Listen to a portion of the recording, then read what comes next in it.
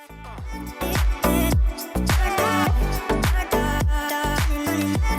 what is up, everybody? Jeremy here. And guys, I'm very excited for today's interview because today's guest has been a good friend and a help to me for a number of years. And he's also extremely business smart and talented. His name is Daniel Matthew York. He's an artist, he's an entrepreneur, and he's doing just a lot of incredible things out there. Dan, thanks for hanging out with me today, man. Yeah, Jeremy, thanks for having me. I always want to call you Mr. Slate, and I don't know if you're old enough to know the whole Mr. Slate reference, but maybe you are. Yabba-dabba-doo! Yeah, that's right. So my dad always played that up growing it up. He'd be like, all right, I got to go down to the rock quarry this morning. My mom would be like, shut up, nobody cares. Oh, that's so funny. Good. So you do know it, yeah. Because you're a pretty young guy, though, right? Like 31 or something, I think. I'll be 35 in May, believe it or not, man. Oh, wow. I look like I'm like 12. Well, that's just good genetics, but I also know that you're healthy as shit, so yeah. Well, Dan, I wanted to find out first and foremost because you've been an artist for a very long time and in many different ways, right? I know now you're doing a lot of painting, but you've also been a musician for years and years and years. Mm-hmm. But then there's kind of this other half of you that's a very successful, multifaceted entrepreneur, and I guess I wanted to find out for you, like, how does this story fit together? Did the artistry come first and lead to the business and back to the artistry, or like how did that whole thing kind of work? Kind of just how you said. It was artist first, and then you navigate life, and then you come back to art. And art's always kind of under there. Anybody who's an artist or a musician knows art's always sort of at the forefront of your mind all the time, and just makes life better in every way, But yeah, I mean, I was a kid, and I was in second grade, Miss Urbatus's class. I don't know if she's still living, but I was drawing, and everybody was like, "Wow, you're really good." And so I started doing all this stuff that was like the best in the school, and I had really no idea, But and so it just kind of took off from there, and I ended up being one of the best artists in all my schools all the way through high school, and colleges wanted me, but I wasn't really interested in college so much, so I didn't do the whole college thing. But, so it was just always at the forefront. I was always a painter, but then when I was about 14, I met a dude named Mike where I grew up in the Chicago suburbs, and we created a band called White Eyed Blind at the time. That was probably 1992 or 3 or something like that. It's like Third Eye Blind. Yeah, well, we had that name before we ever even heard of a band called Third Eye Blind, And then that band morphed into a band called the Cinderkin, which had some, relatively local success, in Chicago and Milwaukee, and we were produced by guys like Sean McMahon and Matt Mattoon. If anybody knows who they are, they produced like Slipknot and Marilyn Manson back in the 90s. Oh, wow. So yeah, we never made any money, but it was good friends, and playing in a band was like your family. So it was really a great time and just a great creative outlet. And we really wrote some good stuff. But then we started getting married and having kids. All of us were in our early 20s, so we started like having kids, and that's ultimately where the genesis of the whole business thing came from. Is I was like, fuck, you're like a musician trying to write songs and be, some rock star, and then you got kids pumping out. And so it's just, I found out that business was the same as art, really. It's just creativity. You can create your way out of situations and be creative with how everything you do, and you just start maneuvering things sort of like an art piece. There's no way that an art piece ends up ever looking like how you intend it to look up, not in my world anyway. And you just sort of navigate how it goes, and that's how I found life. And then ultimately I was running businesses and doing pretty well at that kind of stuff. Supported my kids, grew up, and it's its own art style. Any entrepreneur knows being an entrepreneur is its own type of art, and they should just fucking call it art, really. Well, so let me ask you this, because I found like a lot of artists I talk to, there seems to be this like kind of struggle with like, oh, I'm an artist, I can't make money, I can't do these things, and like there seems to be a real pushback on that. And I'm curious for you, like, was that ever something you tried to come up against, or was it just kind of more of a natural like movement for you? You mean like if like a struggle between being a business person and an artist or something? Yeah, because it seems like for a lot of artists, at least the ones I've talked to, like the ones I've talked to have been very successful because they've realized, okay, if I want to do well, I have to get the business stuff and do well at the business stuff. But there is this kind of, I think the typical artists we hear about that, like, they're struggling because they don't want to know those things. It's almost like a not know. Do you know what I mean? Yeah, I understand. I mean, for me, they've all just sort of meshed, and I would first say that the biggest regret I have is not spending enough time on art. I mean, it was always just sort of a thing, I mean, you're happiest when you're painting. If you sit in front of a painting, hours disappear, and it seems like minutes, But I also knew from a very young age. I mean, I think I was probably 17, because I remember the exact moment I had the thought. I was like, "There's no way in hell that I'm going to be a starving artist." You know, so I had a refusal to do the starving art thing, and that's one thing that in certain art communities that I don't really enjoy is that they all sit around and talk about how disorganized they are and how artists are always a mess and how they're always a train wreck and they're, the confused, and I'm just like, look, you guys can play that game. I'm not remotely interested in that. I like being successful. I like making money. I like supporting my kids well and supporting the people that are around me well. And the funny thing is the best art that I've ever produced is when I'm not all fucked up on being broke. You know what I mean? Why is that? Does it pull your well, attention in weird areas, or like what causes yeah, that? totally, dude, totally. I mean, it's just like, we've all been through the ups and the downs of life, and I've been probably bordering bankruptcy so many times. I don't even, it's just, I would say typical for an entrepreneur. Big success, big failures, big success, big failures, and these are your art projects. Your life ends up being a whole art project, and it's kind of like anybody who's been through like a divorce or a breakup in a band or lost a big entrepreneurial endeavor. It's a big stab to the heart. It's a huge stab to the head, and you end up not in your greatest mindset. And some people are like, well, you produce your best art that way. And some artists I'm sure do. I'm sure they draw from their negativity and put in there, and actors I know do that kind of thing. But for me personally, there's a sort of wavelength in band that I just get into. And it's funny, when I'm really happy and things are going well for me, I just produce my best stuff. And my best stuff, by the way, is sort of weird for other people. Especially, I live in Nashville, which is a fairly conservative art city. So I very much have not fit in here as an artist. But I think things are changing here because this city is so rapidly changing. But for me personally, I have to get into this sort of band, this mindset, and I just get there and I'm kind of in the zone, and the rest of the world just disappears. And if I'm sitting there thinking about the fact that I can't buy diapers, which I've had that thought, like I have $4.85 in my bank account, I can't buy diapers. I'm not necessarily thinking about my next creative piece that is going to influence the next person to buy it or anything like that, or it's just not my best production. It's interesting because I feel like we can see that in a lot of different things. Like I know this past December, I finally finished my book manuscript, which is coming out in June. It's kind of been this 2-year project. And you know how building a business is. You have your ups and your downs and your ups and your downs. And, we had a lot of change this year. My parents moved to Florida.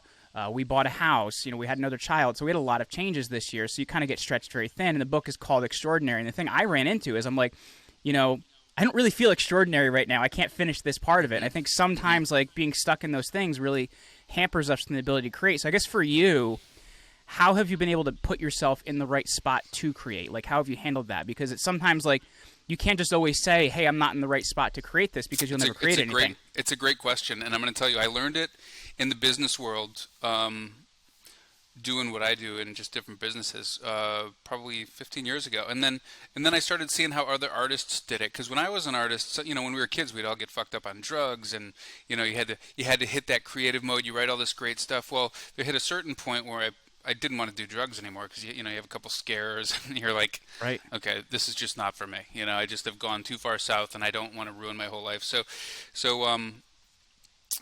you had to find new ways to sort of get in that mode. And the short answer, though, is you just do it. You just get there, right? Mm-hmm. And so I found ways to just fucking get there. And a great story, I was talking to a music producer, very famous music producer too. What's his name? He's a song arranger, David Campbell.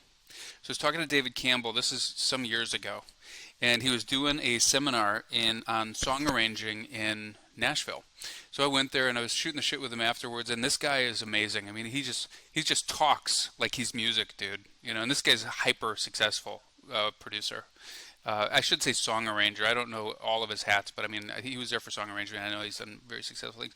But when he talks, it's like music, and when he just exudes music. This guy's an embodiment of music. He's a really incredible guy.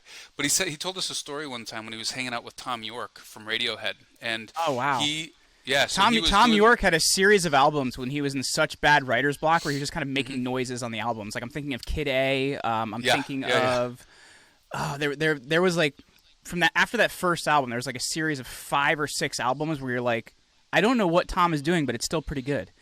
Yeah.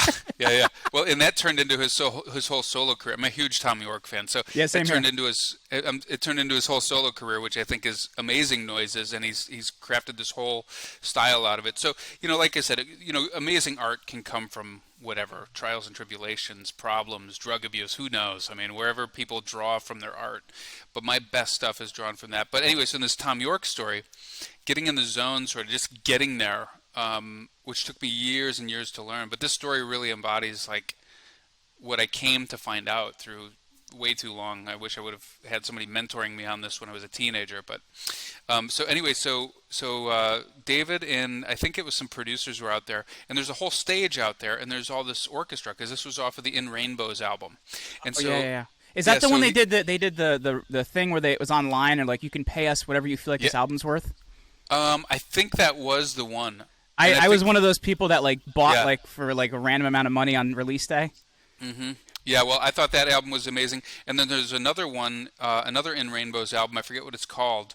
But, dude, if people don't have that, they should buy that. Sorry to keep plugging Radiohead and Tom York. But there's an album of cuts that didn't make that album. And they're incredible. I'm like, how did these songs not make the album? It's really wild. But so anyway, so Tom gets up on the stage. The orchestra's there. And Campbell's job was apparently to conduct the orchestra, right? Because there's a lot of orchestral background in Rainbows. So Tom gets up there and he starts fucking thrashing around, and like he's like closing his eyes and he's doing like this kind of odd dance stuff, and it looked really weird to everybody, So David kind of walks up to this guy and he goes, "What's he doing?" And he goes, "It's just what Tom does. He just gets up there and he just gets in the fucking moment." He just fucking throws himself into the moment no matter who's around. And he just fucking shakes himself around and fucking dances and he doesn't care who's looking. And I was like, that is a fucking serious artist. That is somebody who knows how to get into the fucking zone. And then when you watch him on stage, Tom, I mean, it just flows out of him. There's certain artists that I've seen do that in the music world. It just flows out of them. And he's one of them. And that's how he does it. And so I thought that was a really great story that shows after many years, like, what do I do when I sit down at an easel? I don't have to get inspired. I just sit down and I just get myself in the moment. And sometimes it just takes getting into action and just getting some paint on there and just putting the shit together. And I like to paint a lot of sort of comedic stuff. So I want to laugh. Like if I want to paint something, I want to laugh at it. I want it to make me laugh. So I have to sort of get in that. So are you like thrashing around your living room when you're getting inspired to like paint? I was going to make you blow your coffee everywhere. That was bad timing. Yeah. No, I'm far too out of shape for thrashing around my living room, Jeremy. I have to tell you as a side note, one of my favorite writers is a guy named Chuck Klosterman. I don't know him. And he wrote a book called Fargo City Rock and another one called Killing Yourself to Live. He's a music historian. He's a pretty interesting guy. And he talks about and this is just, I have to find out what book it is and let you know, but if you ever get a chance to read it, it's interesting. He said if you take the day of 9/11 and line it up with the album Kid A from that Radiohead, sorry, something I couldn't think. With Radiohead, it's like kind of like the soundtrack of the day. You look at it like, wow, that's really odd how it lines up. But if you ever get a chance to check out Chuck Klosterman, I think it's Fargo City Rock where he talks about that. That's pretty interesting. Yeah, I'll check that out. That's kind of like the new version of the old lining up the what was the Pink Floyd album? You used to line it up with The Wizard of Oz. Did you guys ever do that? No, I did not do that. Dark Side of the Moon. I'm a huge Pink Floyd fan. There's this band called The Machine, and they are the best Pink Floyd cover band I've ever seen. I've seen them like 30 times. Yeah.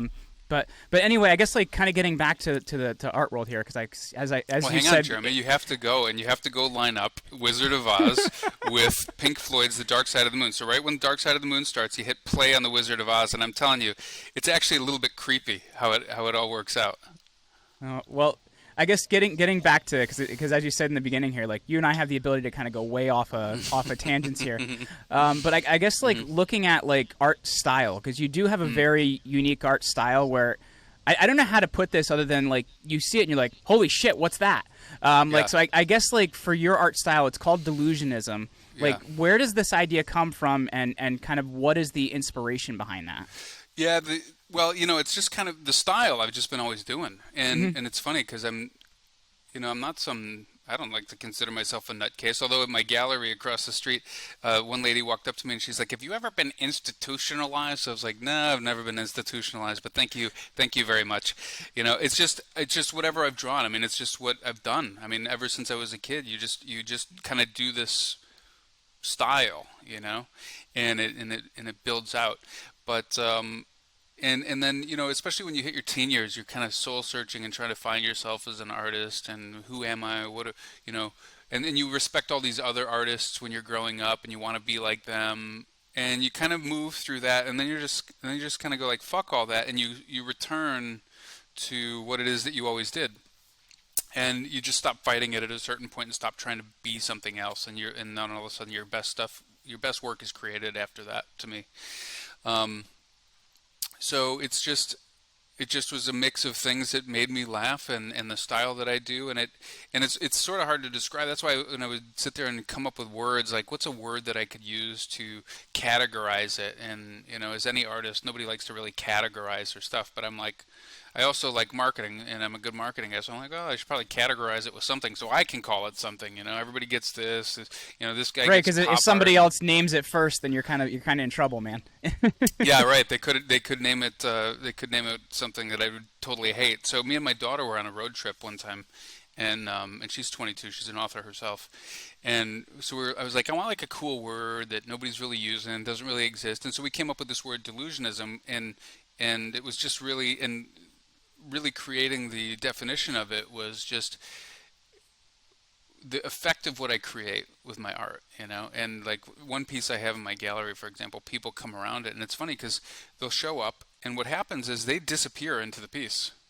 They come in one way, and then they look at it, and then they're in my piece, and it's funny, they're giggling, they're laughing sometimes they're like, wow, and they get all interesting. I mean, 100 people will say 100 different things, but the point of it is that person in my world wakes the fuck up at that moment. They come in this whole facade, the delusion. They come in this whole facade. Oh, here's who I am. I'm this person that dresses like this, and I act like this, and I'm this many years old. And then they see my stuff, and they sort of become themselves again. They wash off the whole delusion of the bullshit that they've created about themselves when. And I kind of make this comment quite a bit. It's kind of like when you go hang out with your old grade school and high school friends. You're 35, married with kids, successful guy. You're well known. Yeah, you walk in, they're like, "Hey, shithead, how's it going?" Yeah, you're like, "Oh, okay. What's up, fuckface? Did you bring pizza? You want to play some GoldenEye? It just gets back to the real shit. But that's interesting, though, because it kind of goes back to that idea of Tom York, right? This is a different way of, like, waking people up to inspire them to maybe do something, right? In some way, shape, or form, whatever that may be for them.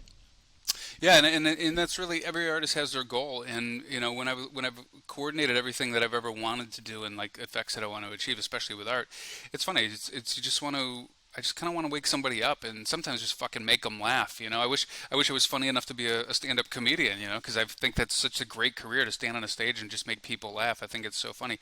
But art has always been my thing. So it's just a matter of that. And then there is an aesthetic that I put into it that sort of takes it out of the comedy world and almost makes it dark comedy / horror sometimes. And people will look at that and be like, oh, that's creepy.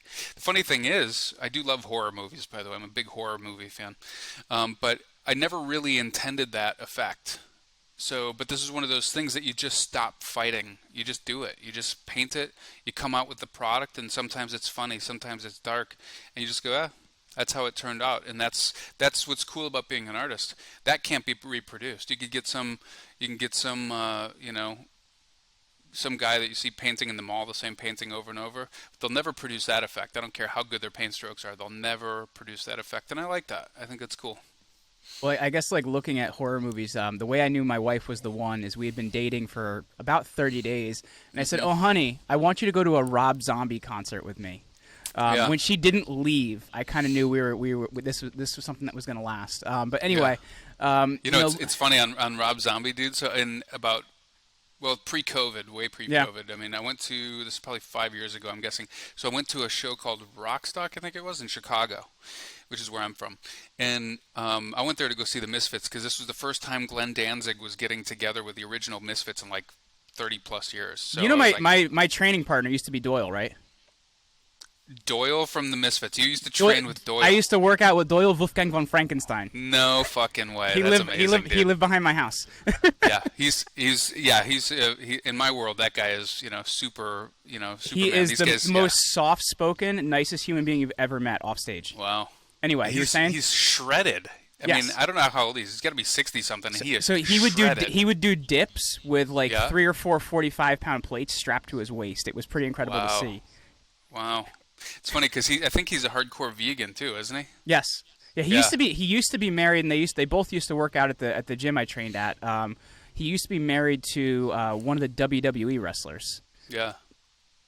Anyway, cool. You were talking about Misfits in Chicago. I do dips once in a while, but I specialize in dips, and it's not really getting the effect. But my diet mostly consists of Captain Crunch pizza and cigars. So, different strokes for different folks. Maybe I should try the whole veganism thing. But you were talking about this show you went to in Chicago with the Misfits. Yeah. So he was there, but Rob Zombie was there.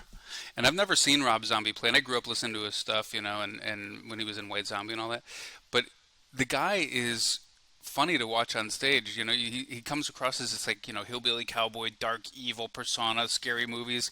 But if you ever watch him on stage, I don't know if he was like this when you saw him, but I thought he was kind of like a hippie. Yeah, that's the same vibe you get. He does hippie stuff. Yeah, he's kind of swaying and stuff like that. Where you're like, wait, what?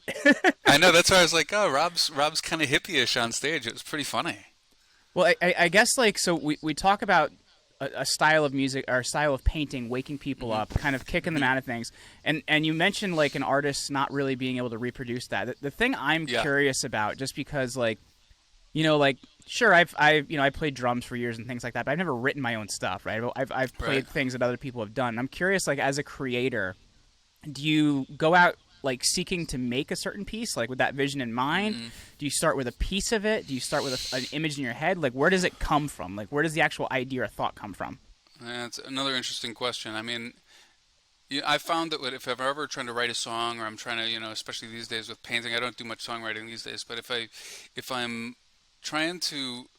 I've got an image in my head, and I'm trying to recreate that image live, it always turns out like shit.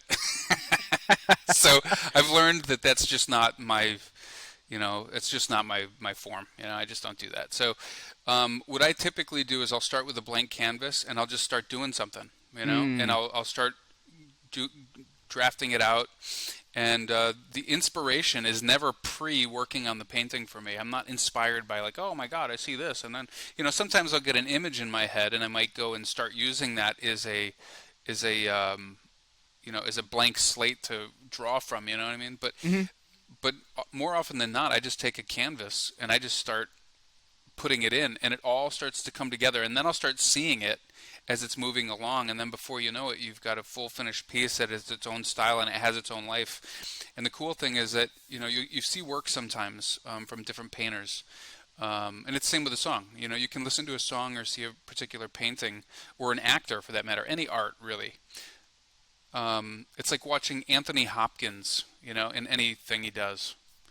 I mean, the guy steals the whole scene, not because he overacts. It's because he's just perfect. I mean, that guy is existing as that person, and it just comes out, And some art pieces, when you look at them, they're so communicative. It has life itself. The character in it has personality. It comes out, as opposed to something that you would buy at Kohl's or something. Those art pieces you can buy at Kohl's for $25. I mean, I don't know who's painting those, but they really could give two shits about what they're putting on that canvas. They're just all right, unicorn. Yeah, unicorn. Okay, here we go. Here's the fifth fucking unicorn I've done in the last hour, and then they just shove it out. You know what I mean? They just don't care.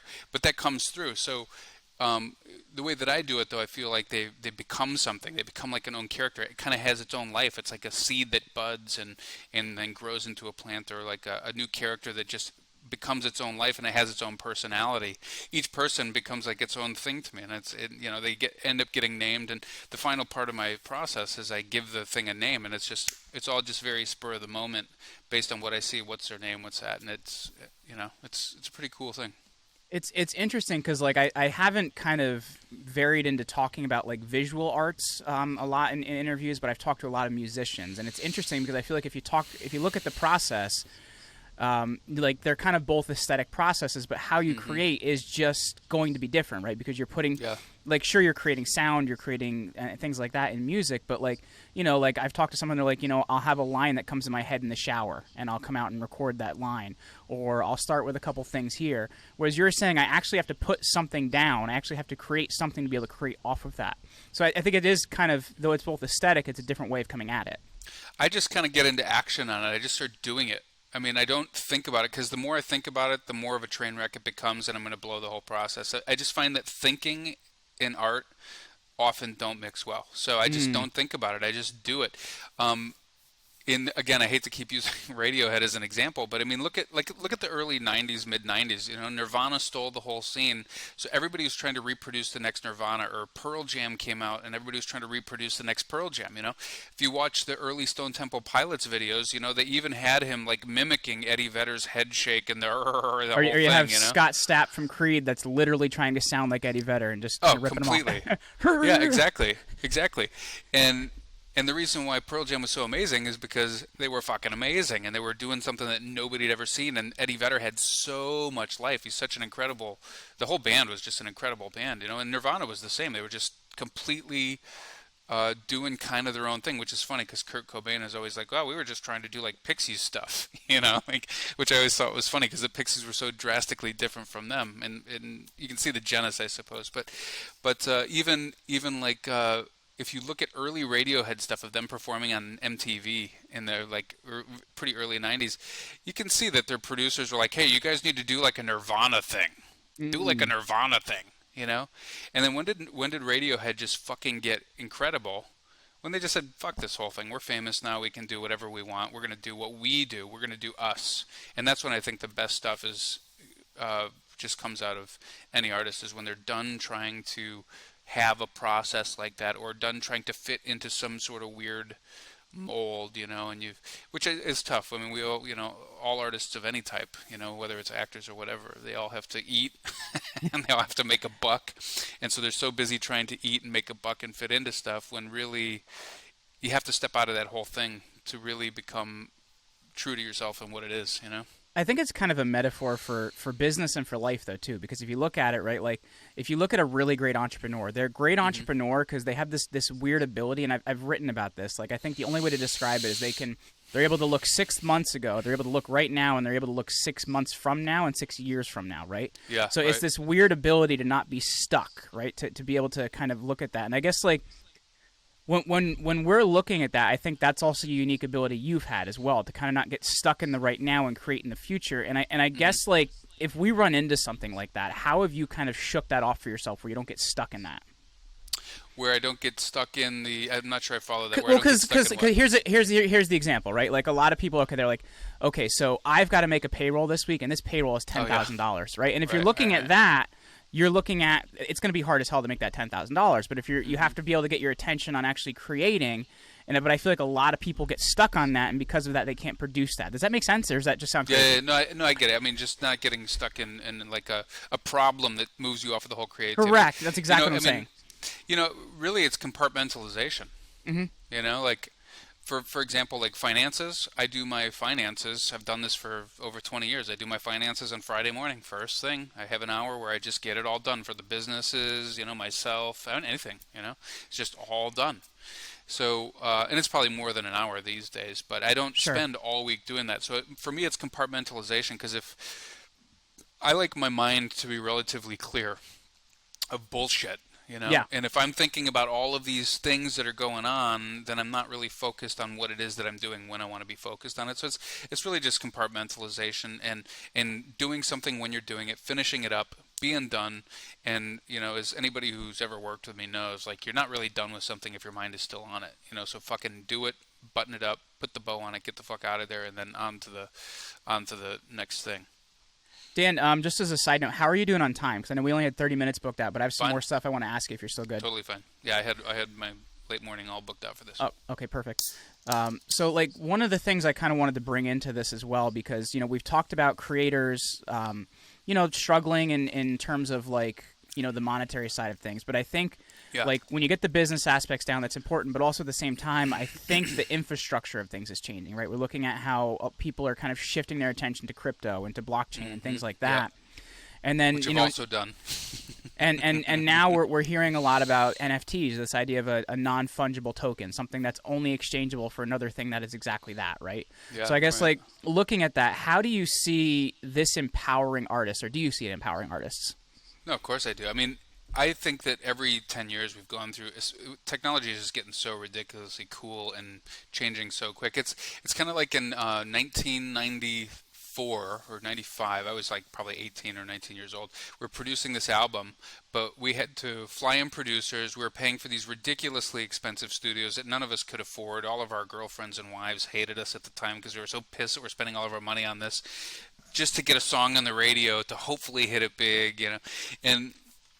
And we'd all, you know, it was just really tough. And then what you had to do is you had to go and get all these CDs and then go hawk CDs and hopefully get into distribution and all. I mean, these days you have more opportunities than you've ever had before to, you know, just be hugely successful by yourself. I mean, I love stories like... I built this soundproof booth in my basement, right? Like, yeah. It's pretty incredible. No, it's totally incredible. I think today that if people are poo-pooing and not, you know, poo-pooing technology and crypto, and it's funny, it's not even crypto anymore. People call it crypto. It's kind of evolved beyond even the word crypto. Sure. Into just this whole new blockchain technology that's all going to have its own... You know, I mean, they already do, but it's just going to keep evolving into all these own niches. I feel like that adoption, if people stray away from that, they're really going to miss opportunities. Guys like Beeple, I never even heard of this guy, you know, and now he's selling hundreds of millions of dollars of NFTs, you know, and every artist is like, oh, I should have done that. Well, then you should have been on the ball, because that guy was on the fucking ball, right? He was seeing something, and he probably just, I'm sure that guy worked a lot of time and a lot of effort to get there. I'm sure he didn't just luck into that. I've found that nobody really lucks into anything in my lifetime. So I'm sure there was a lot that led up to that, but the fact of the matter is he was an early adopter, and now he's a market leader. He's going to be the Warhol of NFTs, you know, probably already is considered the Warhol of NFTs. And I just love where we're at, and I haven't adopted it as fully as I should have. But, you know, I don't have to jump into that space because I'm not really much of a digital artist. I'm more of a paint guy. Right. I do some NFTs with the stuff as sort of a value add when people are buying art. But I'm a very, very big proponent of adopting all of that stuff. I think it's really fantastic.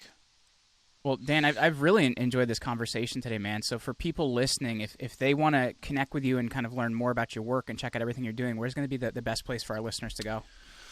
Yeah, they can go to my Instagram page, which is at Daniel Matthew York. That's 2 T's in the Matthew, at Daniel Matthew York. And then same with my website. Website's the same, danielmatthewyork.com. All my stuff is there. My contact information is it's all right there. Very cool. Well, Daniel Matthew York, thank you so much for hanging out with me today, man. Jeremy, always a good time.